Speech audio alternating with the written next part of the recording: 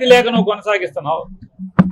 జగన్ చేసిన మంచి కదా, జగన్ చేసిన పునాది మీద వచ్చినటువంటి వాళ్ళ ఫలాలు, జగన్ నాటిన మొక్కలు వచ్చిన పళ్ళుని నాయం చెప్పి సిగ్గు లేకుండా చెప్పుకునేటువంటి ప్రభుత్వం ఈ తండ్రి కొడుకుల ప్రభుత్వం.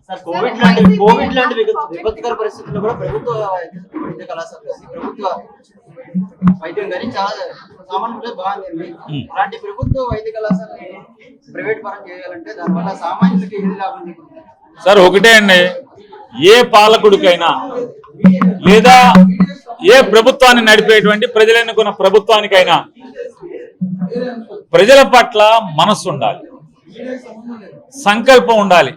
ఎంతో కొంత జనం నాకు ఓటేశారు, లేదా దేవుడు నాకు అవకాశం ఇచ్చాడు, ప్రజలు అవకాశం ఇచ్చారు, ఈ ప్రజలకు ఏదో తిరిగి చేద్దాం, ఈ సమాజాన్ని బాగు చేద్దాం. సమాజం బాగుపడాలంటే చదువు అందించాలి సామాన్యుడికి. అంటే నిజంగా ముఖ్యమంత్రులు మారినంత మాత్రాన్ని ఏంటి రాష్ట్రానికి ప్రజలకు ఊడి చచ్చేది ఏంటిది? ఈ రాష్ట్రానికి రాష్ట్ర ప్రజలకైనా ముఖ్యమంత్రులు ప్రభుత్వాలు మారినంత మాత్రం వచ్చి పడేదేం లేదు.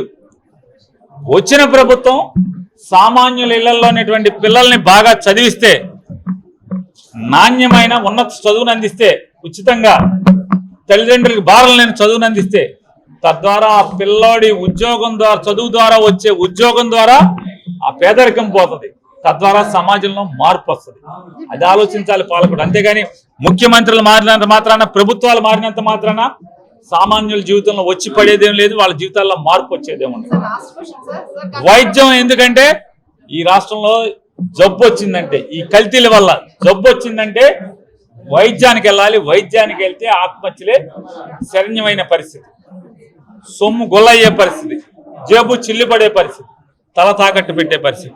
కాబట్టి ఏ పాలకుడున్నా విద్యా వైద్యం మీద ఎక్కువగా డబ్బు ఖర్చు పెట్టాలి, ప్రజల్ని తద్వారా పైకి తీసుకెళ్లాలని మేము డిమాండ్ చేస్తాం.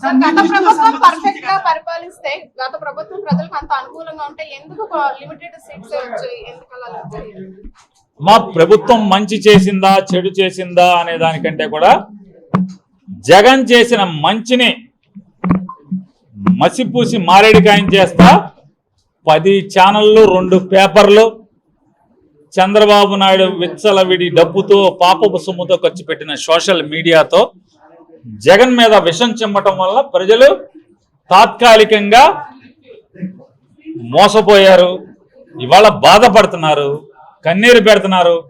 ఈ దిక్కుమాలిన ప్రభుత్వం ఎప్పుడు పోద్దా అని చెప్పని శిశుపాలుడి పాపాలు లెక్కెట్టినట్టుగా రోజులు లెక్కెడుతున్నారు గత్యంతరం లేక. సంపద సృష్టి అంటే చంద్రబాబు నాయుడు, పవన్ కళ్యాణ్, లోకేష్ నాయుడు వాళ్ళ మంత్రులు ఎంత బాగా వేసేశారు, ఎంత బాగా వెనకేశారు అనేది.